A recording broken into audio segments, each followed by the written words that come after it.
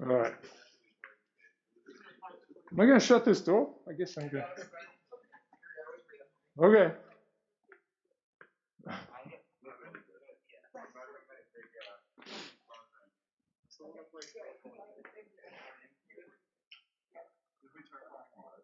Okay. So this is. I like this. We should do a game thing. This is. Yeah. Okay. Yeah. I mean, well, my thing for years has been collective board games. Like they've been developing for a long time, right? And some of them are pretty great, but I still feel like there's just incredible possibilities. Obviously, you have things like World of Warcraft or whatever, where people play in teams and sports and all these other things, but just one board where you're against the big bad, like Pandemic. Diplomacy lets you do that, sort of. Okay. You team up with people really often. So you can, I mean, and Bridge, classically, right? But it's a team against a team, and this is sort of all the scales of games of evolution kind of makes sense. But Another one that I heard about. Let's talk about games. That's what they see. It's about like Roman emperors when they're all working together to stop invading barbarians or something. So that sounds fun. If it's got history, and with some complexity, right? There's the fire one, the fire, you're a fire station or whatever. It's a city you have to defend against. Pandemic, the game obviously didn't really help us learn anything. Sometimes when I bring that up, actually, most times when I bring that game up, it's people respond with, "Oh yeah, the one where you infect the world." Like there's that online cheapy kind of game, right? Yeah. I mean that's educational as well. Like here are ways to destroy the world. You should know them, but don't do them. What's that?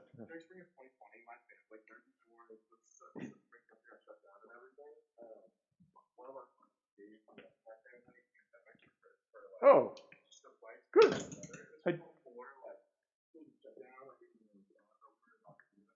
Yeah, so it was a little. So it was just a little.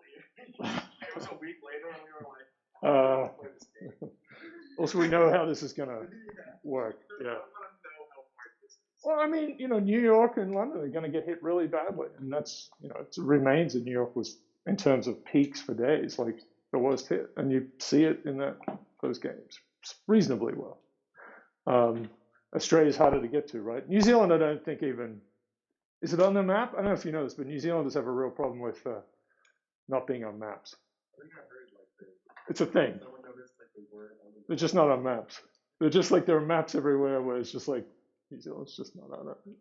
And so they kind of have to complain, and they make and the prime minister has to say something. It's like we exist, and I mean to their benefit, maybe they don't. But the Australia, I remember when I was a kid, we had the Commonwealth Games, which is the Olympic Games for the bad English thing, which is still a lot of people, obviously.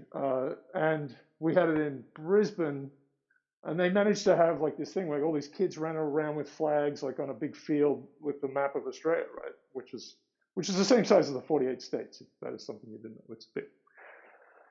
But there was no Tasmania, which is, it is also one of those things that confuses to its own country or whatever, but it's a state. It's a state. It's just there's a bit of actually a very awful, treacherous stretch of water between Australia and the mainland. And anyway, I remember that was pretty embarrassing. But yeah, New Zealand being left wholesale, conspiracy of cartographers. That's a bit different. We should look at this. This would be good too. Rosencrantz and Guildenstern are dead. You ever seen that? Has anyone ever seen that? So who am I? I don't care. This is a fun course. What am I talking about? Those dudes from Hamlet, right? And they're kind of extras. They get roped into kind of taking him to England, where Hamlet's gonna, right? So it's a Tom Stoppard play originally, and it was all about like what happens to those characters. So it's very metafiction. Like they're just walking through a forest, and they're like, "What are we doing?" Like they don't really know who's Rosencrantz and Guildenstern. They don't even know their names, but people keep saying them, so they're not sure. And they say their lines at the right places. So they say their lines, and then they're all confused. One of them invents like all these scientific things, and it's a whole. It's anyway. There's a movie version of it too, which I would recommend. It's quite fun. There's a nice thing of randomness when one flips coins 50 times in a row and gets heads every time. It's a very odd, peculiar thing. Anyway, metafiction. What was the thing that ignited that particularly ridiculous tangent? Oh yeah, right. Because in there they have some line like, "Are you saying that England is a conspiracy of cartographers?" Right. So great. I just remember that being a great line. Okay. All right. See, not completely insane. So I'm gonna sort of start this whole thing off with I'm gonna go through a lot of work on happiness, measuring happiness, right? And there are different big blocks of stuff that can go in different places. But what it really is about is measuring meaning. So, and some of you have seen this, but it's a long way to get to measuring essential meaning. But that was actually what we were doing the whole time. Anyway, so I'll talk about that in a little bit. I'm going to try to show you these things. I did do this last night, so it's an easier one. It's a cryptic, so there's a cryptic crossword. It's Monday, right? So this is the Guardian, and they do get easier as they get harder, I should say, as they go through the week. So I'm going to just keep forcing this on you guys. What is it? That's a good one. Good one. So it's English as well, so the spelling is always. So it's just humor. Yeah, you got to put the U in. So body is one of the humors that you had to like let out with some leeches or whatever. And so this kind of clue is just like you can. These are both strict definitions. Which one is it? Yeah, I think. Oh, never mind. Oh no, that's right. Yes. You want to? It goes. The bracket means 7. That's how long it is. Yeah, right. How many words? Oh, how many okay. letters? That's not part of the clue. Well, so they have different things. I mean, look, I show you these because this is such the weirdest thinking I've ever experienced. It's very spooky. It's very strange, and it's also it's about like how do you tackle a problem when you have lots of tools to get at it, right? So the one we did, the humor one, was like there were just two definitions, and it was sort of a question like they could both mean that, right? Which is a beautiful part of language, right? When you talk about the network of words, like how they're connected together, and it's something I will want to talk about, the sort of the thesaurus, if you like, and we have work on the 1,000 years of the evolution of the English Oxford thesaurus, like how do words get connected over time? Because that's our map of the world, right? So this one, the 7 is a big deal. So the number of letters, it's always there because it helps you understand. It helps the solver a little bit. It's a bit of a lift, rather than figuring out how many letters are every time you go mad. So you look for 7 letters potentially because it could be an anagram. So that's sort of a basic one. And so to produce, and these are also equations, right? They are absolutely equations, right? So his aims to produce fish. So there are 7, you get good at seeing how many letters there are, right? And your brain eventually does stupid things. Like every time I go past a mobile sign, I see limbo, which is useless, but it's just have these little sashimi. It's good. So there's a definition, fish, that's, alludes to it. His aims to produce, like be made into, so you have some indicator of an anagram. This was a good one across here, I remember. Filibustering film style. Filibuster is a bit of a fun topic these days. So 4 and 6, it lights up where it is, right? Which one? Oh, yes. Yeah, that would filibuster Bill. It's Bill, right? Like a bill? Kill a bill. Oh, that's terrific. That would be a great answer, I think, if it was filibustering film. Question mark. That would Kill Bill would work for that. Because you could say, it is a film and it's filibustering. But it's a film, so you've got the right idea, but it's a film style. It's a style of film. There was a small version of this made in Parks and Rec by a depressed character, claymation. So another version of that is claymation. So it's close to that. It's a different kind of like.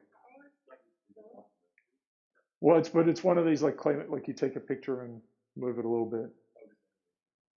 Well, more like Wallace and Gromit or something, or yes.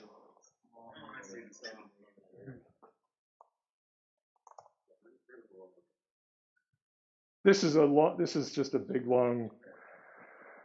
Now, also you don't read them, right? Eventually you don't read them, and sometimes you can read them later on and see, oh, it had some extra meaning, or it was funny, or whatever. This is measured by sexism and odd activity. So, that could mean something, but it has nothing to do with but it's measure, and then what you see is the 445, right? So there are 13 letters, bisexism and odd activity. So the activity means like mess around with these things. So it's an anagram of this, and it's 3 words, 4, 4, and 5, and it's a kind of measure. It's something I talked about in volume 1, actually, which is just one of the examples of measures that are bad measures because it's just one number for a very, to represent, in this case, people individually. Like, it's not IQ, but like that kind of thing. Yeah, so it is body mass index, which is an anagram of bisexism and odd. So it's there's a 15 squared. If you want to play with these, there's 15 squared is a website that explains all the. Yeah, I'll do. This would be more hard to be in a different format. You mean, which is a complicated way of saying you don't like it. Well, it feels like they're playing by rules that I didn't consent to and think are stupid. Oh, I see. No. Well, in terms of like which how you indicate anagram, like things like that, I'm sure you get used to them. you learn As them. an outsider, it seems arbitrary. It seems like someone's sitting up above you, being like, "Oh, you didn't understand that," Which is society. I mean, in some ways, right? What you have is a moving to another country or whatever, and Yeah, I wouldn't play that for fun either, probably. It's not fun. No. This one is. I'll give you one more. Gay post partners for cruciverbalists.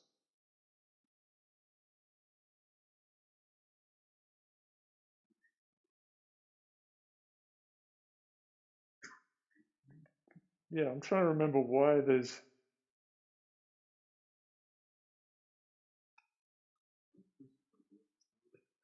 crosswords. People who talk it cross. So it's people who do crosswords. I have to think about this one. It's you and me. So the cruciverbalists are the setter, because this is an interaction, and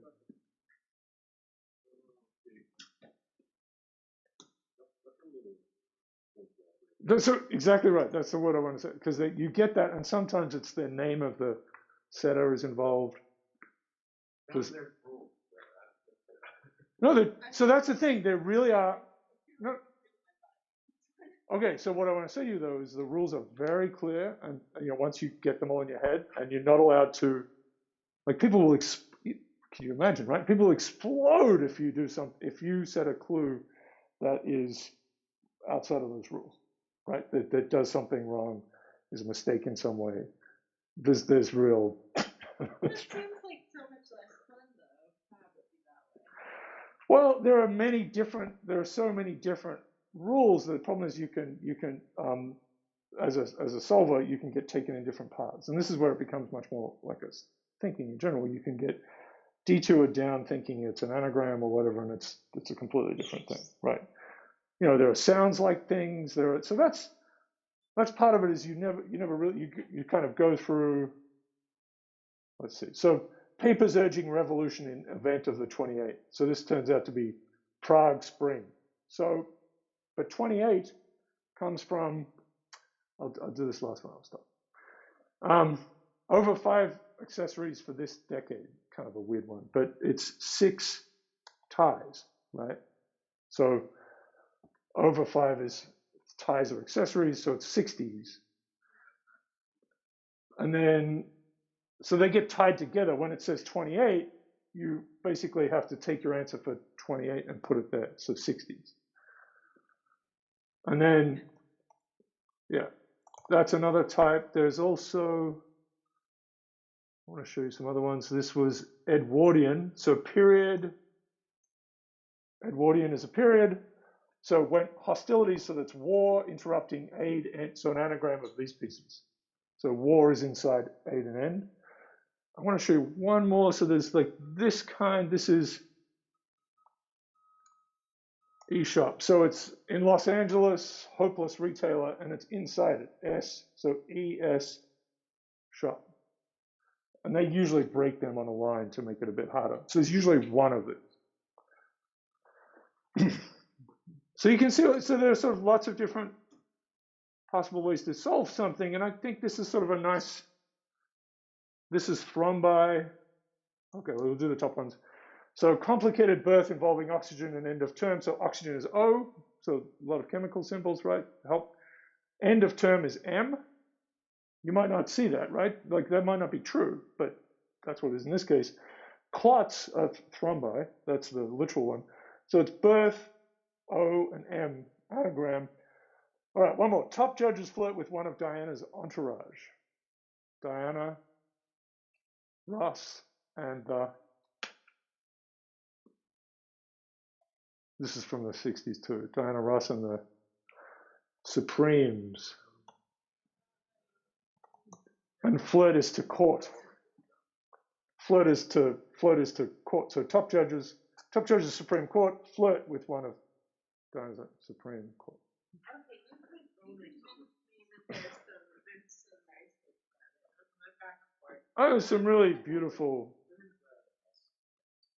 It kind of reminds me of Marshall poetry, the Marshall epigram. Do I know? I don't think so. He's like this angry, sulky AF Roman dude, and he just like slams people constantly. Like he writes poems kind of in this style where it's like a little bit The puzzles. and then it's like turns out at the end what the joke is. Is it to that's kind of a similar vibe. that was to protect from being killed or something? Is that? No, I think he just enjoyed being Oh, I see. But was the puzzle aspect? Let's see.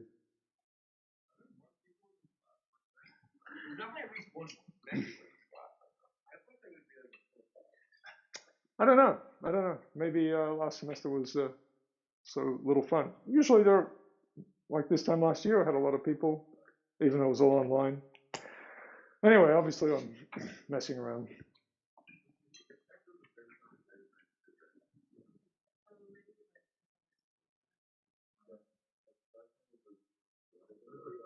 That explains it. It's not me. I will take that with me. Okay, so the course is, it's the same website. If you took the last one, this is how I'm going to do things from now on. So it's alive, and everything is kind of still sitting in here. The slides are, we got to here, right? That was the end. I know it was all a bit rushed, and maybe we'll talk about some of these things again. But there are big sequences here about branching networks and then supply networks. This is the Church of Quarterology. This is a crazy thing that I will get to eventually, but it's about ecology, from ecology and biology, how energy is used at different levels and by different organisms, different size, and connects into the city stuff. Lots of history of science stuff in there. This is humans going wrong. Science goes wrong. Then this is essentially, this sequence here is another way of climbing up the mountain to optimal distribution of things, which is like the hot model, the robustness stuff. So I did talk about this in the last piece, but we kind of get to it purely through a network story. So these are like optimal networks locally, like local structures. There are beautiful stories for those. Then there are optimal ways for, this is a really profound question, like when do you have a network or not? When should you have a network or not, right? And so this is some fantastic work by Magnasco. years ago now. There's a whole set of stuff on random networks, which I built out over a long period, and I'm proud of these things. I mean, this if you want to know about generating functions, this really does kind of sort it out. But I guess my advice is that it's a pretty I heard this about renormalization group theory years ago from my advisor. It was like the rewards are meager in a way, like they're not as powerful. So I've kind of left those things to the side a little bit. But it's contagion is in there as well. But I don't. We'll see how much I work on that. So as I said, I want to start here. There are other sort of pieces by themselves. This is like organizations, which ones fail, and so on. This is a big story. Lehman Brothers is that bag there. So formerly known as the Bank of Evil is formerly known as Lehman Brothers, which is a nice little Despicable Me moment. Anyway, there's lots of material in here. So there's that. I don't get to it, but and so the assignments will just kind of carry on. That's what I'm going to do. And so here's our first one. Right. Good value. So it's going to be number 16. I'm not entirely sure if so I may change this a little bit, but this is basically the idea. So I'm going to talk about word shifts, so I want you to be able to drive it. So essentially I'm going to give this to you. I just want you to work through it. The weird thing about this is something that is pretty simple, but has been beyond the reach of, I don't know what's going on. Like what I'm going to talk about are lexical instruments. So how do you measure something from large text, anything, right? Now, we've got all these texts floating around. We've got books for hundreds of years that have been digitized. We've got all of, say, Twitter, and many of you know we have 10% of all tweets. We collect them on the fly. Going back to 2008, we have whatever you like, music lyrics, State of the Union speeches. There's all sorts of text as data sitting out there. So the term I use is lexical instruments, right? And so words somehow measuring things. And I do come from a physics background, and you want to shed most of these things. But one thing to take from that is it's just good basic science. You want to measure things in principled, defensive ways. We're doing something that's weird, right? It is weird to measure something like happiness, but we'll try to measure it something like temperature. And because we have all these words floating around, we can get them to talk to us and say, why is this measure of happiness going up or down?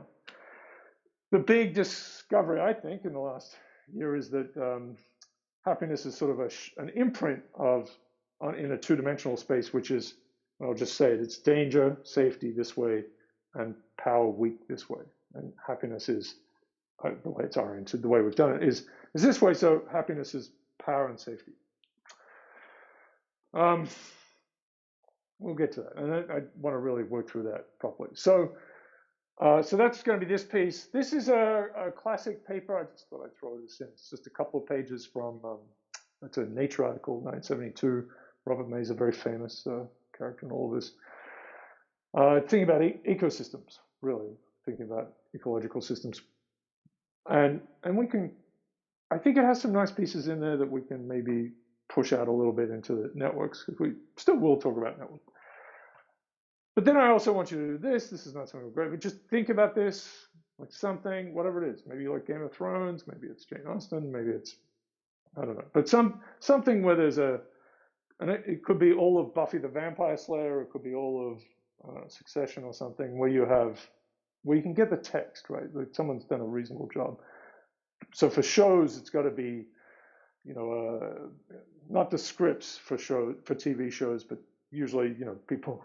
Well, there are the subtitles, of course, which are extremely interesting, right? Because I think if you could get them, then you get all the stuff like ethereal whooshing sound, and I mean, which I would think would be so fun to study, right? I mean, I said this before, this Archive 81, which is a kind of a horror portal thing. It's an 8-episode thing on Netflix. And, and I always watch with subtitles. So I, kind of expect, ominous thrashing sounds, like, yeah. but there's sort of there's a lexicon of sorts, right, that people use to describe these things. And I think ethereal Washington, I think I might have first seen that in oh no, I'll have to remember.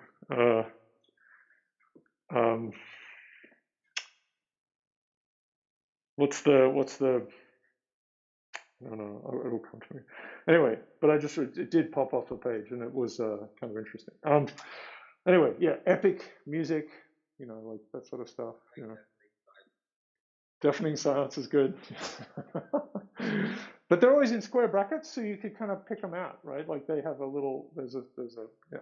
I mean, people have done some fun things with just like, let's just remove everything from Moby Dick and look at punctuation. Like, and then you sort of get a poster almost of like what the punctuation is, and then, here's James Joyce or something, right? And they have signatures, right? Just sentence length is another one. Like there's sort of some fractal stories for that.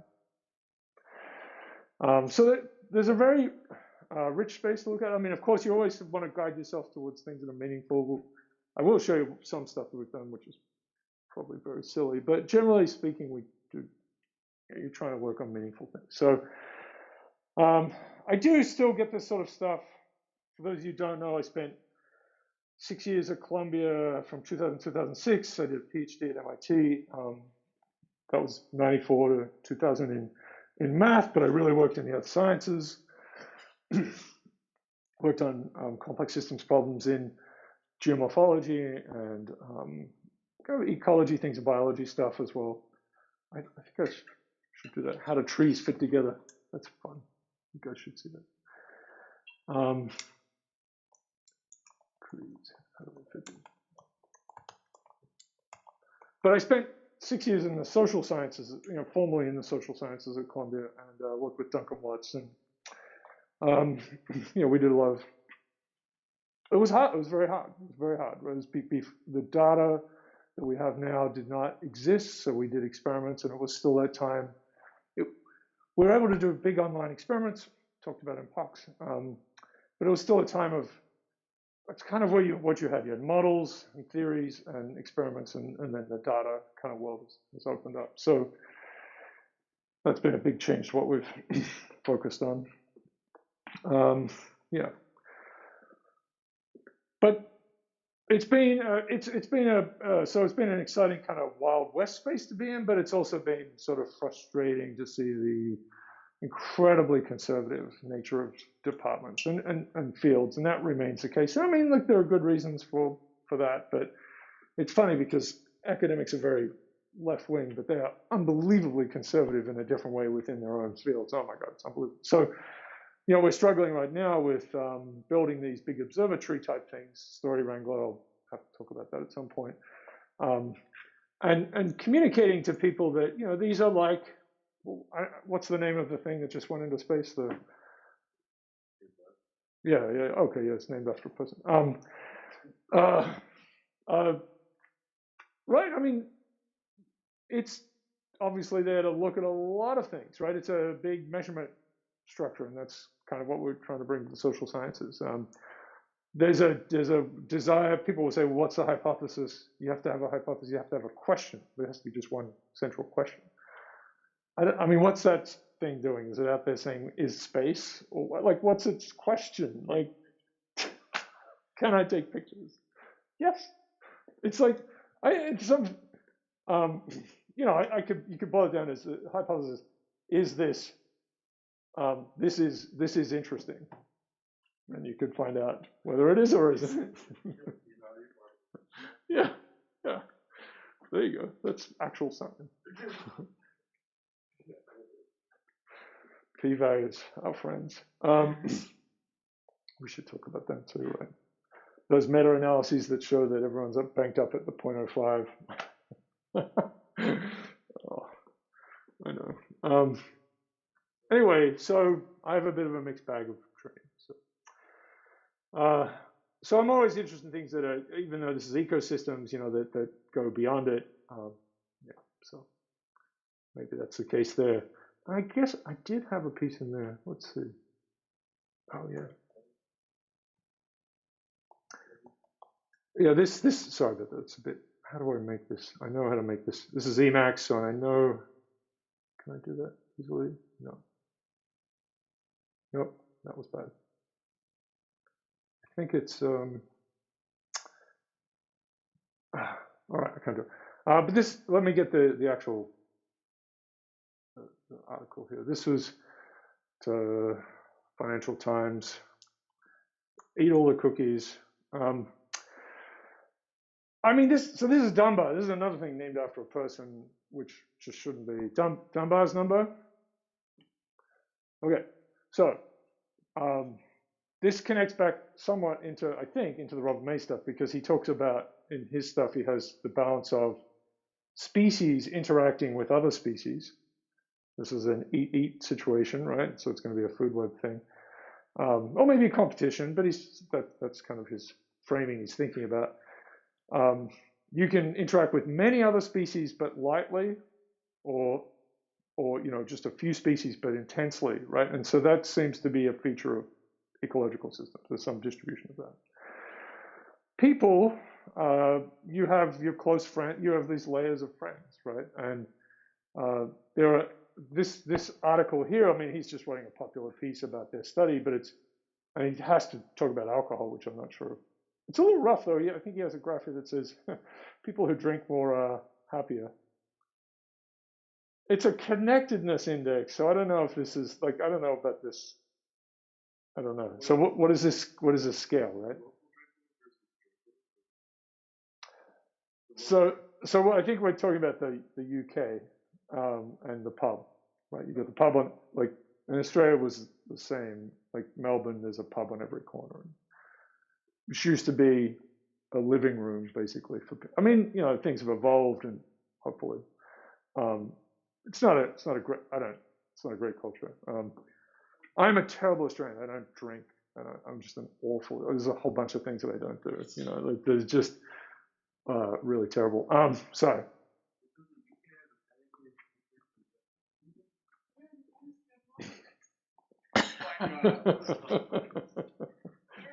I'm laughing because it's.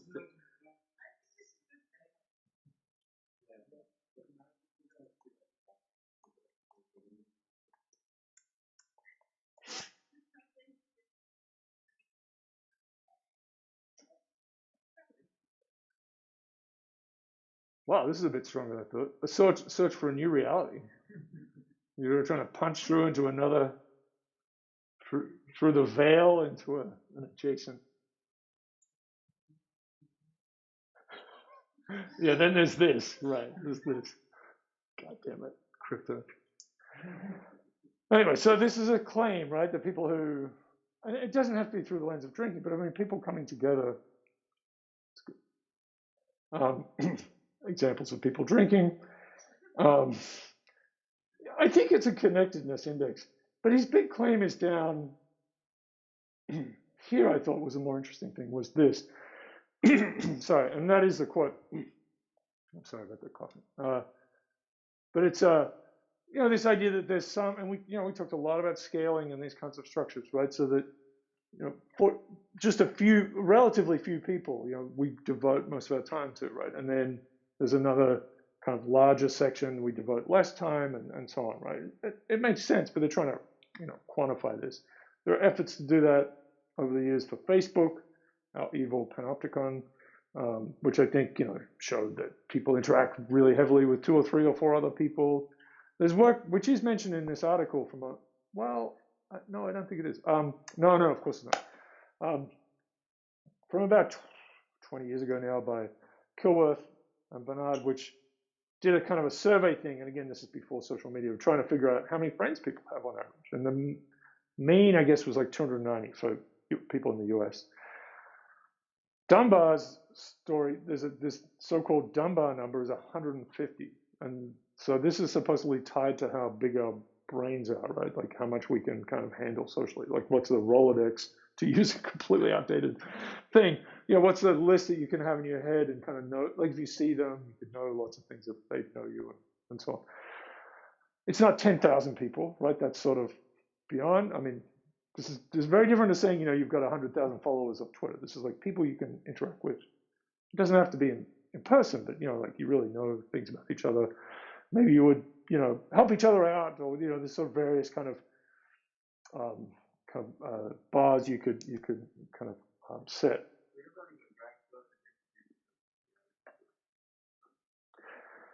Um, I wonder if I wonder if I have that paper. Let's see.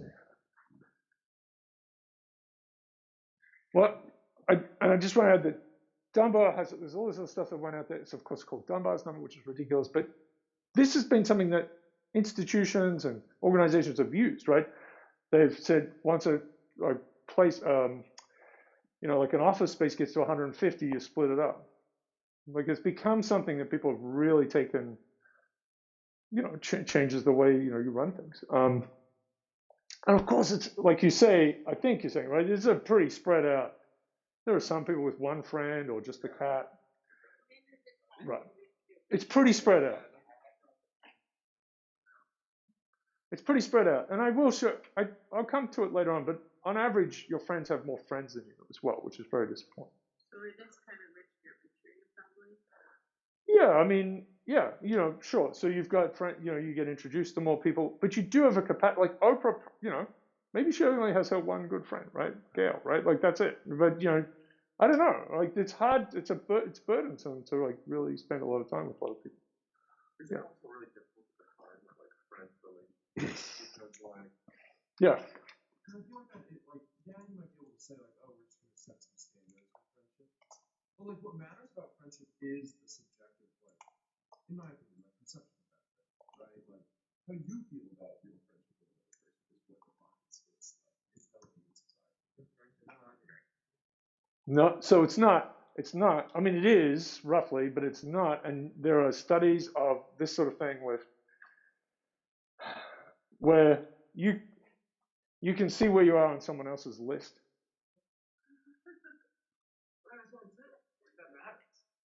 It's really rough, and like that's sort of a joke thing in stories too. Like you find out just like you find out you're not someone's best friend. Like you thought you were best friends, that kind of thing, right? Like,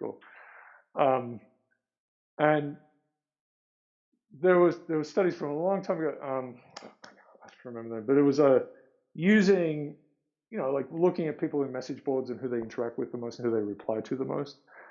A lot of people still reply to Justin Bieber or Beyonce or whatever, and they don't write back. They don't write back, but they're like talking to them as if they're their friend. So that, but then you can sort of stack people's lists, like who do you most interact with, and the person that you spend the most time talking to, you may be like 10th on their list, which is rough. It's always, and I have to say, since I came across that study like 20 years ago, you're sort of vaguely aware of it perhaps, but it always sort of stuck in my mind, and I think it's probably not a good thing to know about. So I apologize. Dunbar's number, right? So there's a whole Wikipedia thing, and it's they're trying to get at this piece. It's not going to be 1 million or 10,000, but there might be someone who knows a fair amount. You have some very gregarious people who are kind of familiar with everyone. So it's something the other day about super recognizers. I mean, there are the people with also the diary-based memory, right? They can remember everything. So that kind of changes I mean, it's just they don't understand normal people, right? Because like, how do you not know that you were wearing this, 43 years ago? There's the super recognizers, people who really, there's been much made, I suppose, of people who do not see faces at all, like basically need cues of what someone's wearing, even if it's their brother or something, you just can't see, and themselves. But then there are the super recognizers who can really discern, like if they see someone and then, 2 years later, they see that person in a crowd, they'll remember them, and they're very high fidelity. So experiments done on this, and I guess they're used in crime stuff as well. So, all right, we're going to. So I think, yeah, so this is Bernard and Kilworth. I don't have a paper sitting here, but, they have a median of 230, This is a while ago, of course. But the point is, it's some distribution. And I think that's what you were trying to say. Cladwell. All right, okay. But look, again, studies of, virtual communities, right? These things, yeah, yeah, yeah. MySpace. It's all connected. Good God, this is in. See, that's how I got to this article. That's right. Sorry, I just, I mean, to the last thing. Right, and we had some of the really bad work in the last 20 years, like saying all these things are contagious, like obesity and so on. I mean, one of them was loneliness. That was another thing. Loneliness spreads contagiously. Not true, right? I'm not saying this is not true. These are big kind of findings, and one of them was that. Anyway, this is a interesting. This is this kind of. It's just an interesting thing to think about, right? Just this the way people interact with each other. It's like, often you'll see networks. It's just like, oh, it's just a link between people, right? And I think it's kind of, your concern about the strength of ties, right, is really uh, fair. Okay. Is this class being recorded regularly with I mean, I don't think there's any online people, but I'm recording it because I just do that. Yeah. I don't have to put it anywhere. If you're gonna record it, then please do put it up. Yeah, that makes me. Yeah. We go back to this. No, look, I like to do. Look, I've recorded my sleep since 1996 or something. I'm someone who likes to record. Video recorded your sleep? No, just that's that. That would be so. No, I mean, everything I do, I have a little recording thing. Like now I'm giving a lecture, right? So there's a whole data set there of like activities.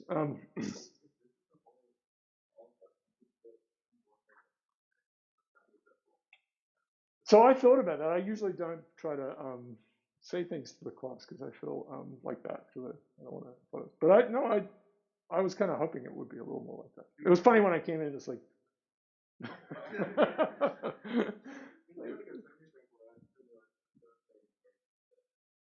Sure.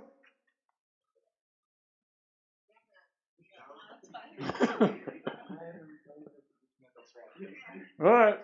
Well, let's do it now because otherwise, this is another thing of humans, right? Like where you sit in that first day is usually where people stay, right?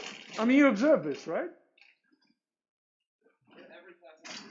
Right? And you like that is where you sit, and if you mess with that, it's like. In my philosophy class, I move around sometimes. I'm like, what are you doing? It's wrong, right? Stop taking my seat. The thing you did on the very first day, you could probably come up with it. Yeah. Whatever you want.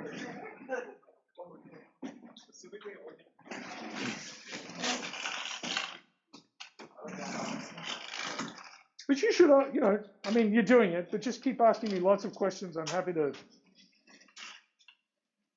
talk about existence, whatever. I think we can have a really fun class. I'm excited about the number.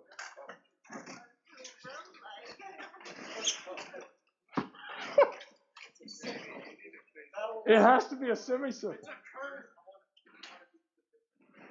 Parabolic.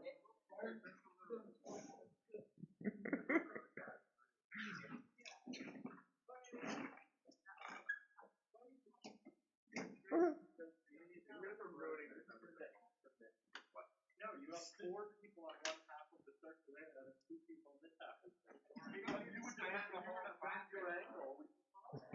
This is amazing. This is all right. Well, I think this is good. This is good to know. Whatever happened here is, This is good enough. I don't like this, but it's fine. Okay. All right. You're free to adjust it next time as well, right? Because don't get trapped. So I did have the very first time I taught what I called complex, principles of complex systems, called a box. It was basics of complex systems. I had a bank thing. I was in this building. I had a bank thing, and I had a couple of professors come. I mean, I've had over the years professors come. So this was one where a professor was sitting in who would feverishly write down everything, and it was a lot. And one of the graduate students was in there as well, and asked questions all the time, like all the time, all the time. So, but they would sit wherever they wanted every time, and it was so painful to watch because the students had absolutely locked in, because they're humans, right? Like that's what you do. They locked in their sitting position from the 0th minute that they walked. Like just that's it. I'm sitting. That's it. This is where I sit. And you could see them come in, and they'd be like, because the person would be in this, they'd have to, and also there's sort of a blast radius around them, like you couldn't be too close to this particular. Anyway, it was just the whole thing was deeply unsettling. That'd be a fun thing to record, and then see like what the butterfly effect is, like when one person changes, see we'll have. It's a Schelling kind of, and Schelling actually has a paper on, or at least he wrote about it in some of his the micro motives and macro behavior, I think. He was going to give a lecture to this big invited thing, 1,000 people or something, and he's waiting on the side, there's sort of curtains or whatever, and there's no one. There's just no one in the thing, and then he walks out, and it turns out there's no one in the first 20 or 30 rows, and then they're everywhere. And people, right? I mean, that someone who doesn't care about any social pressure at all just comes in and sits at the front or whatever, and then changes the whole dynamic, right? Same when like you're in traffic and there's like both lanes are moving as fast enough. Well, one person sees the left lane move a little bit faster. Yeah. Does that go over? Which one sees them go over? No, that's good. They go on. Disaster.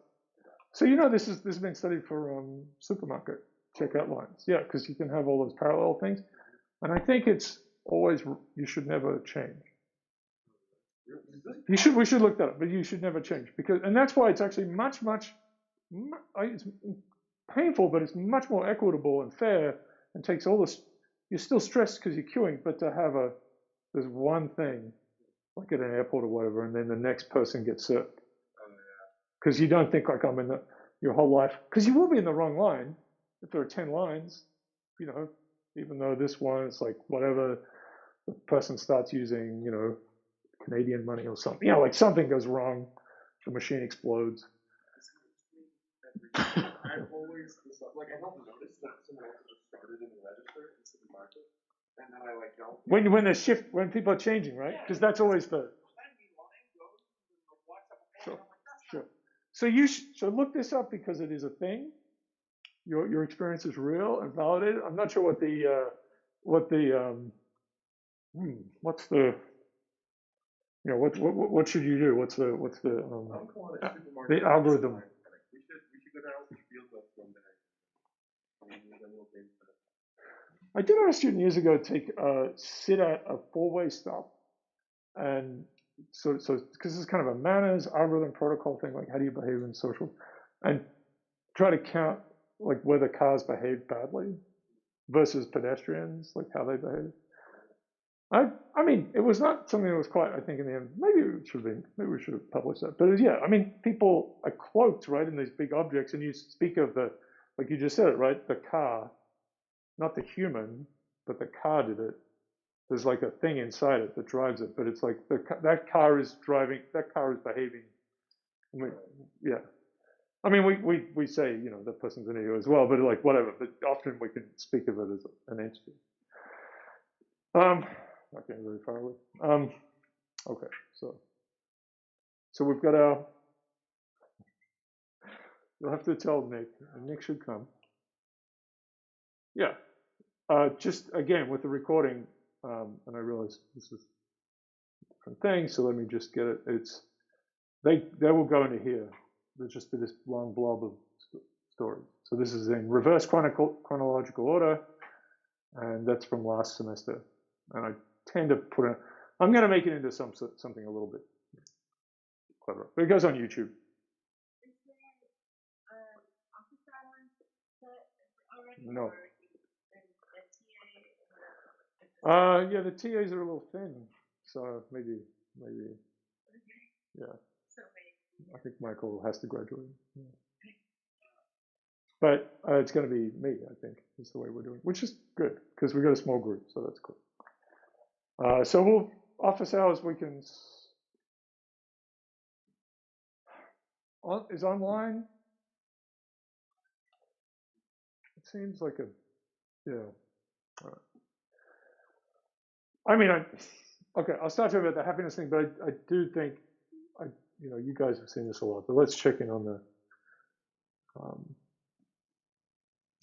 where we are with this. I think there are a lot of dashboards, but this is really the only one that's. So again, it's excess deaths, right?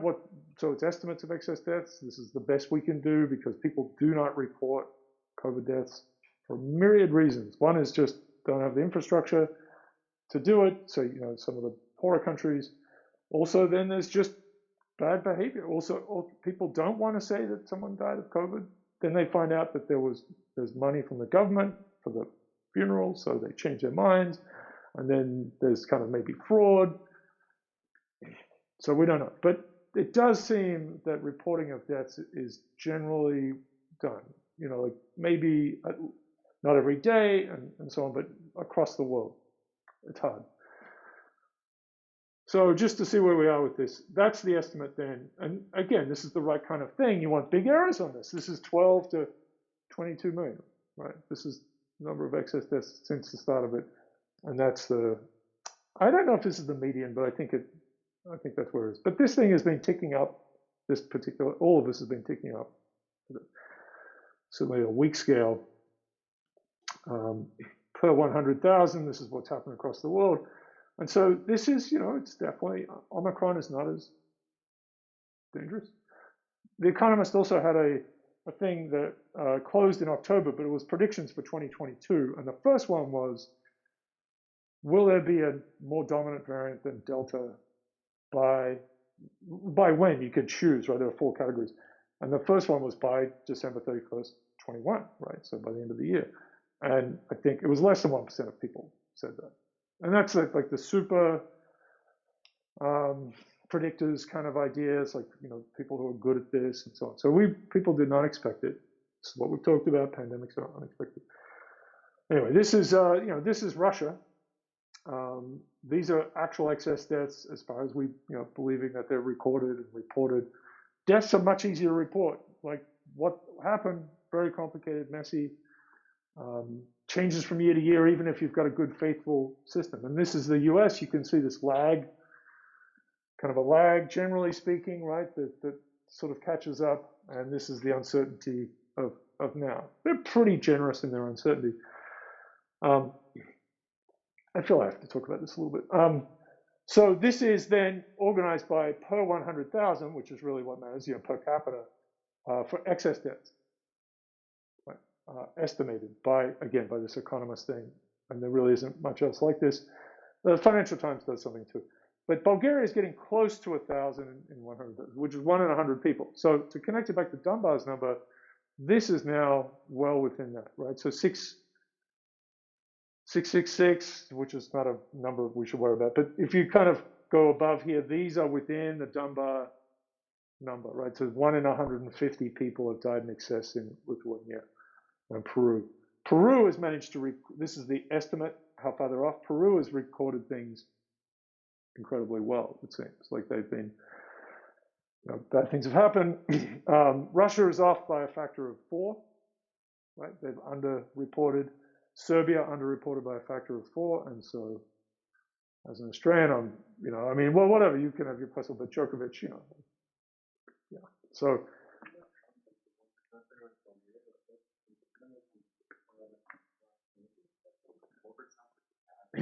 yeah, so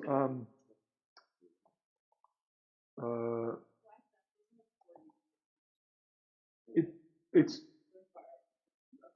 exactly. So these are really horrific. Yeah, these are really horrific. Getting to 1% is yeah, these are shocking numbers. So global population lost, I think it is ordered by that. We just don't know, but it was, you see from records of local towns and so on. These numbers are gigantic. However, this falls away quickly to these. So 100 years ago, which really should be called the 1918 pandemic, which in terms of stories, which is a big part of what I want to talk about in this course, really has a disservice. We have a lot of stuff about tropes and things of play. We have any number of movies and stories and things that involve horrible contagion. But in terms of just like this being, like if you think of all the films and things written about the First World War and then the Second World War, just like, comedy things, the producers, like all that sort of stuff. This is just not, I mean, I knew people at the start of the pandemic who I sort of became very well educated people, who just didn't even know this was a thing. It was just not in their memory, like, or, this was a historical event. But, these numbers, I mean, so now we have maybe 20 million people, right? But of course, the population is way small. Yeah.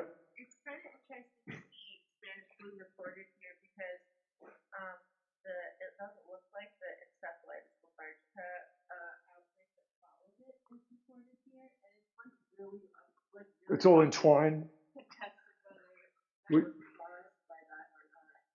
And one of the things I think people wondered is there going to be any kind of right follow-on surge like that related to something? We did a lot of our earlier work too when we were thinking about social contagion and biology. It's like how do they work? How do they harness each other in some way? Clearly, that happens with social contagion. Things bite or merge. There are some like AIDS like opens up tuberculosis, right? So there's some, for example, like there are things that can happen because you've been, obviously that makes sense. You're compromised. Your immune system's compromised. So that can be for sure. Yeah, for sure. It's unpredictability is the hallmark of all of this, right? And now this IHME, I'm not going to show them, but that was the sort of the banner thing used, particularly in the Trump White House years. It's out of the University of Washington, so you'd hope they do a good job.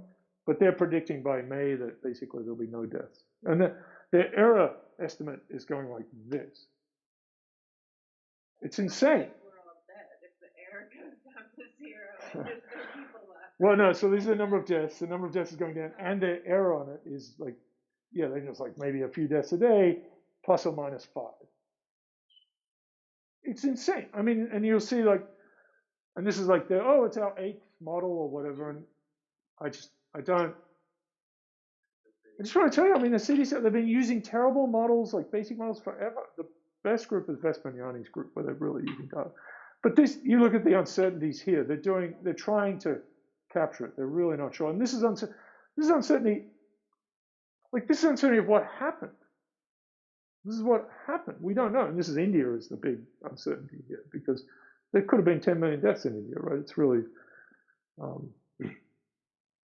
India. Well, we don't know, and it's total. I mean, the total's a bit hard to get at. We just don't know. We don't know, and that's fair enough. Like Iraq, we really have no idea. This is 240 to 1,000 people. Like that's a huge error. We're just not sure at all. China, similarly, that was really it really hurts the whole thing. If it was a problem with SARS too. We never really knew how many people died there, and and I know there's always talking about labs or whatever. It's just like faithfully reporting. If you reported excess deaths well, then we at least have, I think, some chance. I'm not getting anywhere on my. That's good. Okay, so I wanted to maybe each. We'll see if we get there, but I wanted to kind of talk about a trope each time because I with this, I know this is a terrible. It's a goofy site, TV tropes. But this is I just want to show you this complete monster, right? So this is just if you haven't seen TV tropes, and I know some of you work with it quite a bit. Like the examples are here, right? So this would be like live action TV. So that's a lot actually. There are tons.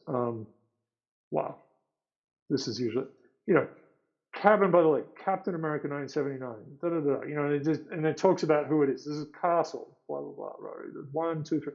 So people, obviously this is done in a, by individuals. It's not It doesn't fully get everything, of course, but it's more like the Oxford English Dictionary, trying to get examples of things. But, people like their shows and they really try to put them all together. So the complete monster trope, because what I'm hoping is if you guys choose these things to work with, some of your stories or whatever, one idea of how does like a tropogram, right? So you have,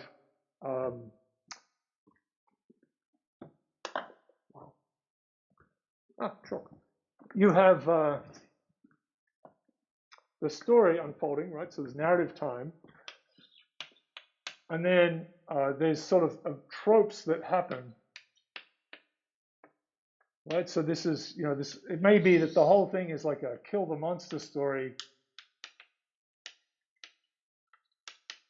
but that could be a sort of a plot point, right? But that might start here at this time. So Predator, for example, the movie, right? So if you look at the Predator's happiness score, it's like this and then goes like this because, we're all having fun, buddies, and then an alien tries to kill us for many, many times. So things get pretty grim. There's not a lot of, we're okay again. But, it's not a kill. It doesn't know that, right? You don't know that until that point. So, when are these tropes, and then even just doing this by hand, I think would be kind of interesting. Some tropes are about plots, some are about characters, some are about all sorts of things. But complete monster I want to put up because obviously lots of kinds of monsters, right? This sort of fits in with just our survival thing. But this is the irredeemable one, right? They will not change. There's nothing, many of the monsters we put into, like even whatever, Darth Vader or something, or there's sort of, we like the redemption thing, or they say they're sorry, or it didn't mean, yeah. Is Chang one of the monsters? From Community? Yeah. I can't decide. Well, that's the thing. He is all over the place. At times he is. At times he is. At times he is. So you have his character timeline for a while. That is the mode he's in. By the end of it, he is redeemed. Maybe I can imagine them saying he's a complete monster. But the pandemic is right. Viruses are like this. Viruses they're not going to they're just bad. They're so. They don't hit the second bullet point though. Which one? Right? Okay. Seriously, at all times, evoking fear of emotion. True. So it depends who's telling that story, right? Right. Yeah. But through my story, that's what I think. But you're right. You're right. So, it's still true that there's some fraction of the world that think it's a hoax, but straight up it's not true. There's nothing that's happened. So then, of course, it's nothing like this. The big bad then is the government and the cabal, right? The troop, right? So, people are fearing something. It's just, and you see a lot of this is about fear, right? So the anti-vaxxing is fear of the vaccine affecting you in, a number of complicated ways that has been elucidated, Bill Gates or whatever, or, just messing you up, right? Kyrie Irving, still won't get, right? Djokovic, of course, has been sent home from Australia, or sent away. They went to Dubai. Maybe won't play in the French Open. They're pretty serious about it.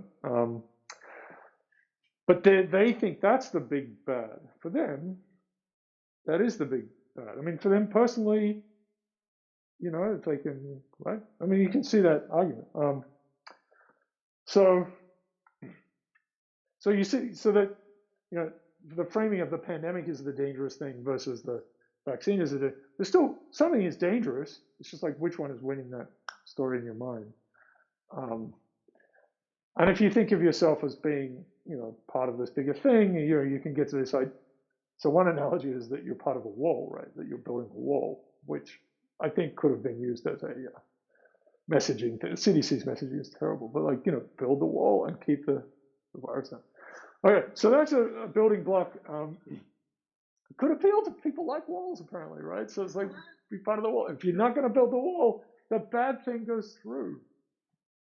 Maybe on a train or something, right? Yeah, maybe on a, what is it? Caravan. A caravan of viruses come through because you're not a brick. You should be a brick. and you'll infect the other bricks. But then of course it's easy to say that's all someone just being.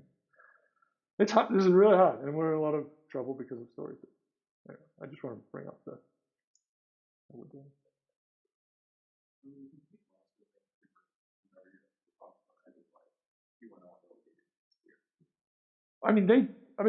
Say Hillary Clinton, for example, is a complete monster. She's an irredeemably evil person who does these things, and that connects back to witches, right? And this is being done by people looking at folklore and so on like this. It's the wit for women. It's a witch kind of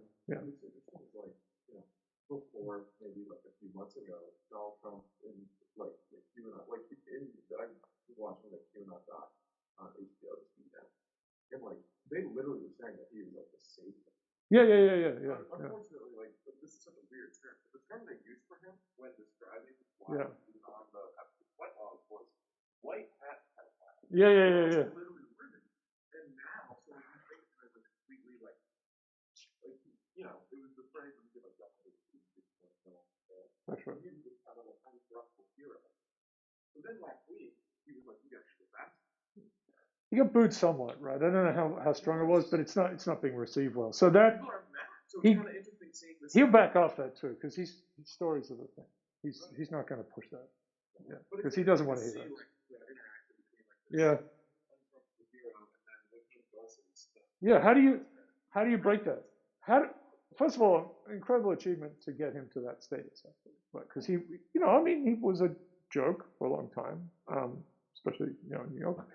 But it's the Apprentice, which is storytelling.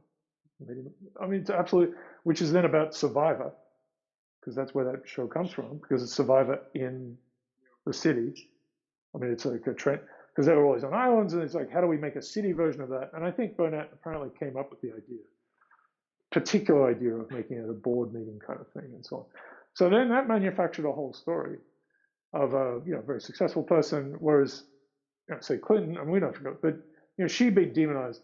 That's the right word from the 90s. So that's really baked in, and it's hard. It's the shortcut to story is character, right? So once you have that, once you say Trump is the savior and God, then whatever is done, whatever he does, or whatever is, you wind the story around it, even if it's. And I don't even want to white hat the word you said. It's so no. It's okay. It's just, my God, this is an incredible phrase. Like, how did you? But it's because you believe the character's so strong. Now, like Lance Armstrong, obviously it does come under Lance Armstrong. Really, eventually you have to go and tell Oprah you've done a bad thing, and he did that, and then it becomes real, right? But he denied that forever, and people believed him. There's a lot of people who didn't, but a lot of people absolutely on his side. But he was lying the whole time. That's another kill the monster story too, right? Because he kills the monster of cancer and then wins the Tour de France at 7 kill the monsters. Betrayal. Not the hero. He had a huge hero story. It really had effects. Actually, I know the woman who was the editor of his books. It's interesting. Yeah, Stacey Queen. Yeah. That's a lot. Yeah. I first met her actually in a race in Central Park City. Anyway, interesting. We're running out of time, so I'll tell you about this. This is going to take a long time to get through, so that's good. Pratchett is important. Pratchett, by the way, destroyed my computer last night, so damn him. He's such a bad kitty. What are you doing? What's that stuff? I wanted to pop. It didn't pop. Instructions, I'll have to update these things, but it should be here. Oh, yeah. Yeah, here it is. There it is. Look what he did. It was making the happiness slides, and I couldn't log in after this. Like, somehow the login was dead, and I had to log into I have a DataPods thing, so I log in through that, and I had to try and. It was very hard. That took that took a couple of hours to fix up from the situation, but anyway. The funniest thing is when he gets on top of these, because he feels like that's going to be, they're not warm. Any rectangle. All right, so these are going to be sort of the main papers from our group, but ties in many other people's work. But I'm going to tell you the thing we've built, tell you about stuff we've built. So lots of questions. So this goes back to 2009. So this is exactly this thing, right? We're trying to measure some weird quantity from large scale text to say something about society or maybe about an individual over a long period of time. We kind of have a built-in privacy thing because we don't look at individual sentences and so on. We're not going to do that. So it's really an important thing. We're trying not to build a panopticon, but we realize that there's peril. This was a major piece. This is when we moved to Twitter, and I'll show you, we essentially made a new lens for this lexical instrument. So this is like building telescopes, and we made a new lens, and it showed us what we had before, but it increased the resolution. Wasn't clear that would happen. I mean, it's sort of a wild thing. There's this one, and I should have another one up there. I'll do it. So Isabel Klauman, who actually went off to work for Facebook and is now moved back here because she can live wherever she wants, so she lives back in Burlington. This was a sort of finding that there are more positive words than negative words in English. We have another paper in 2015 that does that for 10 languages, and we score words in 10 languages. This is the word shift stuff. Andy Reagan, who works at MassMutual now, led this, and this is all through these things are these word shift things, and I'll talk about those. That was a sort of exploring all these different lenses, if you like, and showing how there's a lot of robustness to this, which is really an important piece. Ryan Gallagher, who is just finishing his PhD in network science at Northeastern, but was a master's student with us. We took him from pure math, and actually, I think the story was Danforth gave a talk, and at the end, he was talking about fluids in some way, and at the end, he said something about happiness, and so this pure math kid got excited about that. Yeah, so that's what that is. Yeah. So let's get that thing out and get it to run. It's in Python rather than MATLAB, which is what what all of the older ones are from. Move it to Julia, yeah. But I have to say, building those things over the years, just an incredible amount of things. A lot of stuff I made that we never, but just getting that thing to kind of that. I mean, look, it's a visualization, but without it, so you can make it look good in different ways and so on. But it's a very meaningful thing. So it's like word. It's a word clouds for grown-ups. Yeah. And then this is the piece we'll get to with the crazy words, oosiometrics and telenomics. But this is measuring essential meaning. Okay, let me give you just a little warm-up, and then we'll start on Thursday. This is Greenspan. So this is 2007. I'll give you a little motivation. There are lots of motivations here, but this is it. So been dealing with this, right? So it's 2007. So this is before the housing crash. So big mathematical models. We figure out a way, but then steps away from that. If we can figure out how to, whether people are becoming more fearful or more euphoric, right? I don't need any of this other stuff. It's a strong statement, right? This is obviously not happy with these things. I could forecast the economy. I don't think this is really true, but it's an interesting, it's definitely something you would like to measure, I think, about social, like the stock market's been going up and up and up, right, for a long time. But happiness or whatever, there are lots of indices. So do people feel safe?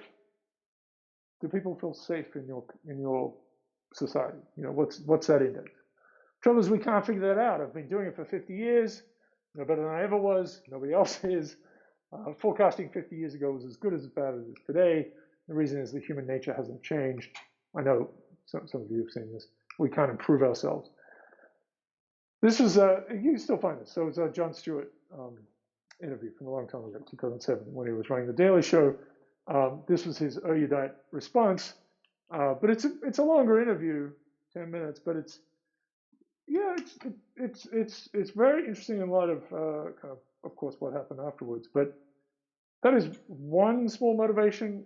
But the bigger thing is that people have been talking about happiness forever, right? So or well-being or meaningful lives, like what is that, right? So so we'll go back to that.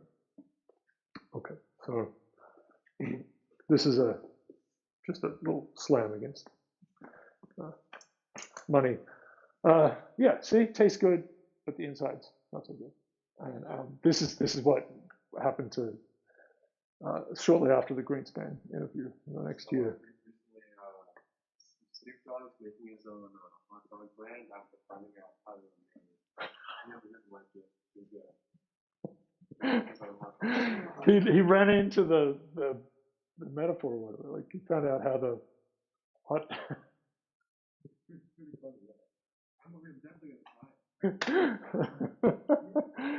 It just the whole construct of it. I'm from a farm, right? Like I know, like the whole point of this is the stuff that fell off the edge of the table. Like we can make it edible, but it's not. Yeah, we make it look pretty good actually. Yeah, but this is the mortgages and whatever. All it becomes a AAA thing or whatever. But in fact, not so good. And that was found out a little bit after it. Anyway, look, measurement of social phenomena is hard. I mean, I showed you at the start, or when we talked about it, we don't measure deaths properly, right? We can't in real time. We can't do it. Which I know it's a hard, it's the grim scorekeeper is what I think we need. So we're a long way away from measuring some of these things. But the things we seem to measure well, they're the things we kind of get stuck on, right? So the Dow and how the stock market is going. So that is a great problem we have in general, is that we can measure things, some things seemingly well, and they can be at the minute scale or whatever, and then that's what we start to. This is it's a classic engineering problem, really, actually. Although engineers should not be running the show. Okay, I know. All right, so look, we're gonna have fun.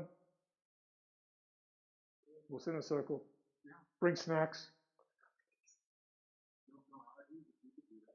Yeah, all right. Figure that out. That'd be great.